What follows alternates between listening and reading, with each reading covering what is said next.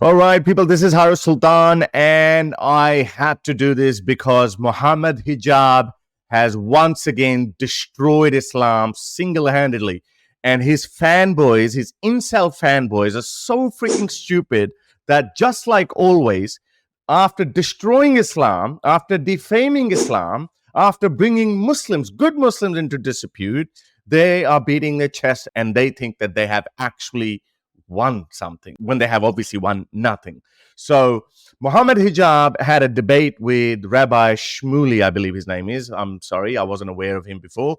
But I have to say, every time Mohammed Hijab deepened his voice like this, pretending to be I'm a WWE Hollywood Hulk Hogan wrestler, Shmuley fired back. People like Mohammed Hijab and his incel fanboys, they think that by shouting at the other person, by screaming and yelling at the other person, and just throwing in some buzzwords like, oh, you're shaking, you're stuttering when the other person isn't stuttering. Do you think they were raped? No, I don't know. It's like the Russell Brand thing. You said we don't know any the evidence. So why do you apply two different standards? When it's Russell Brand, you don't know if it's rape. There's no comparison between Russell Brand and what's happened. It's the same thing. It's a rape allegation. Why stuttering? Why are you shaking? You're a coward. He thinks that by doing that, he's going to win the actual debate. And obviously, none of that worked on Rabbi Shmuley because he kept firing back at him. If Mohammed Hijab yelled at him, then he yelled back at him. It was just a shit show, basically. As always is the case with these modern dawagandists, you don't learn anything. These people think that they're doing Islam a favor when they're actually not doing any favors, because the kind of comments that Mohammed Hijab made towards Rabbi Shmuley and his daughter, obviously they were despicable. Why are you shaking? I've got a vibrator in your pocket. Come on, it's a serious debate. I think he's got one of his daughter's vibrators. Come on, leave him, please. You are just humiliating yourself. We're going to cut back to the issue. We'll cut all this stuff. Yeah, something you and your Is daughter Hamas said. a terror organization Probably can take two on one. that you... It's a reasonable question because you asked me, is the IDF... You're getting excited here. I know it's your sexuals implying you're the sex rabbi. Now you're back to my sex life. You're getting overexcited. Get your head out of my bedroom, Mohammed. beneath you. He's getting excited with me. Let me ask the questions you guys ask. Man is being more slippery. He's being more slippery than the lubricants that he sells in his daughter's sex shop. Mohammed Hijab has an army of incel fanboys who think that making lewd jokes or comments on other people's daughters, and by the way, this is not in line with Islamic teaching. Like, I wouldn't go into the theological aspect of it, but I would just speak about the Muslim culture in general. In Muslim societies, whether that's Arab society or Pakistani society, it is not considered good to comment on other people's daughters or wives or sisters or mothers. It is always frowned upon. I'm not saying Muslims don't do it. Of course, they do it, but it is not considered a virtue. However, what people like Mohammed Hijab have done, they have actually normalized it, where he is making comments on Shmuley's daughter being able to take 2-on-1 and that kind of comment. I guarantee you, Mohammed Hijab's mother would never watch that. And if she watched it, she would tell him off. But Mohammed Hijab doesn't care about any of that. He is just a classic clout chaser, as he was kicked out from Leicester by fellow Muslims who kicked him out because he got there just to steal limelight, just to draw attention to himself when there were some fights broke out between Leicester Hindus and Leicester Muslims. So they said, get out of here. We don't want you here. Bro, put the mic down. You've said your piece. You've said your piece. Leave it. Leave it. Leave it. I'm saying to you, leave it. And look, to be fair, it has actually worked for him. He has over 1 million subscribers now. He's being noticed by Piers Morgan and he was noticed by Jordan Peterson. So he does this on purpose. And then at the end, because mentally he's not mature, mentally he's still a roadman. He still thinks that by shouting and yelling at the other person, he's going to somehow sway other people's opinion to him. No, people who are already on your side, they're going to act like gorillas and they're going to say, oh, we won, but you haven't won anything. Non-Muslims are looking at his behavior and they're saying, wow, is this how vile Muslims are? Because you are representing Islam and Muslims. And I'm telling you, none of my Muslim family members are like him. None of them. Nobody would ever talk like that in private, let alone on national TV to millions of people. So anyway, other than Hijab's vile comments, he actually destroyed Islam. He inadvertently admitted that Prophet Muhammad was a war criminal because he created a definition according to which anyone who ends up killing women and children is a war criminal.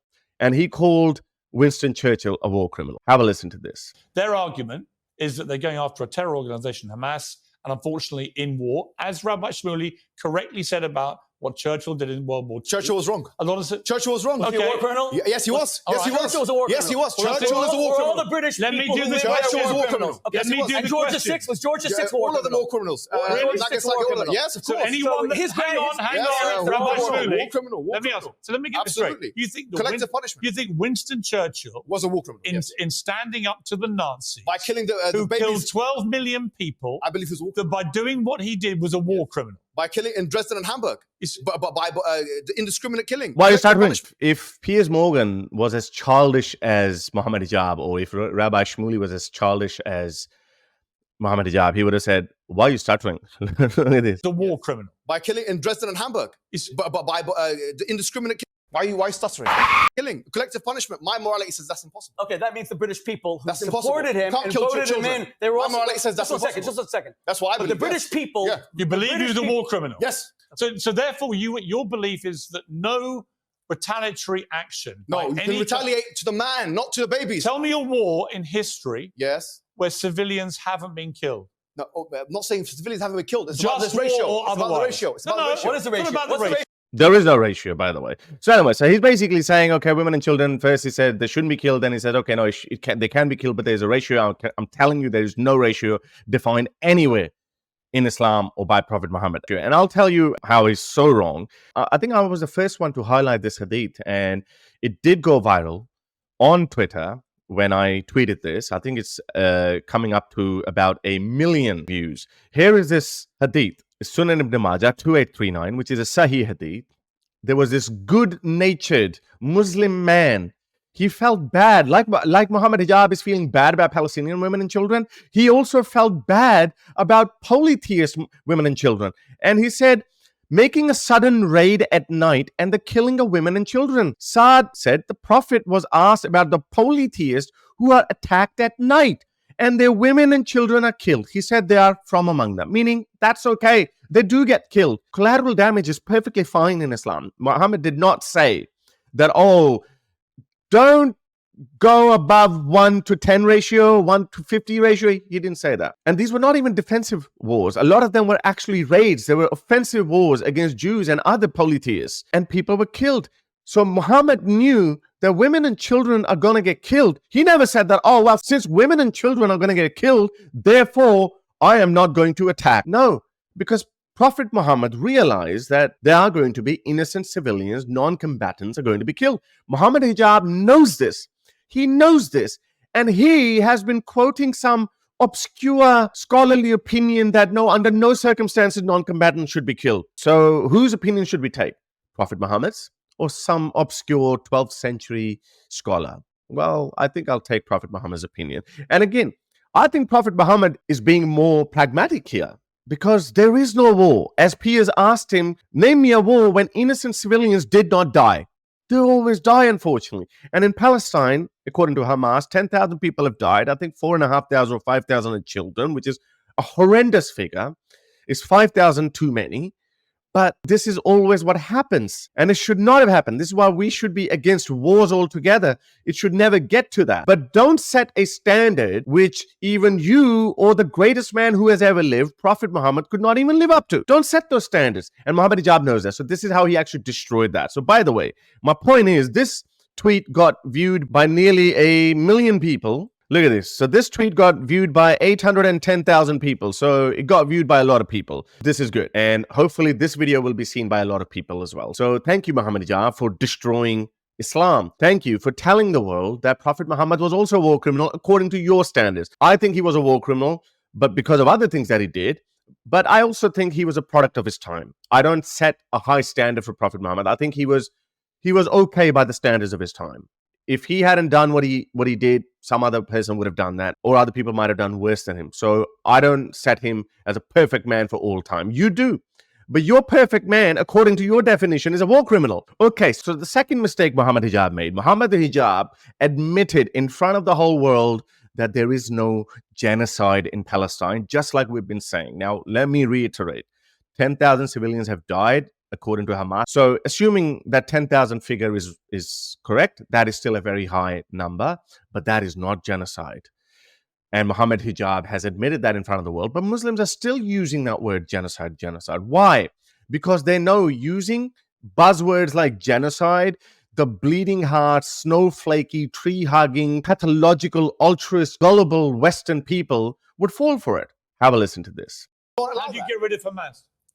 What you don't do, I can tell you for a fact, is try and kill 30,000 of them with a 100-to-1 ratio. Because if you do that, then you're committing genocide. Because you'd have to kill 3 million Palestinians. Rabbi Shmuley? Do you even know the definition of genocide? I haven't said genocide. What's it? You just said it. No, I said if you. What is the definition of genocide? What's the definition? I said if you do. You always claim to be an academic. You're always touting your Oxford credentials. So basically, he's saying that if you keep going at this rate, by the way, that rate is also contested, but let's just go with this. If you can keep going at this rate, then you would need to kill 3 million Palestinians in order to kill 30,000 Hamas fighters, which will be a genocide. And I agree, that would be a genocide. And I wouldn't even go that far. I would say even if there's significant percentages killed, that would classify a genocide. But 10,000 is not genocide. It's atrocious. It's horrible. We should feel bad about it. And I also think that the international community should keep pressuring the Israeli government to keep the number down, but this is not genocide. But other Muslims keep using these buzzwords, as I said,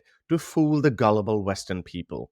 And that's why you see these blue-haired people who say queers for Palestine. So the question is, why do people like Mohammed Hijab, when they're not in a debate setting, they use buzzwords like genocide, but when they are in a debate setting, when they know that they would be pulled up on the usage of this word, they withdraw from that and they carefully slip that in very deceivingly. When I first heard it, I also thought that he is alluding to that. But when I did hear it back, I did realize that he meant it would be genocide if you keep going at this rate. There's so many other instances where Mohammed Hijab is just performative.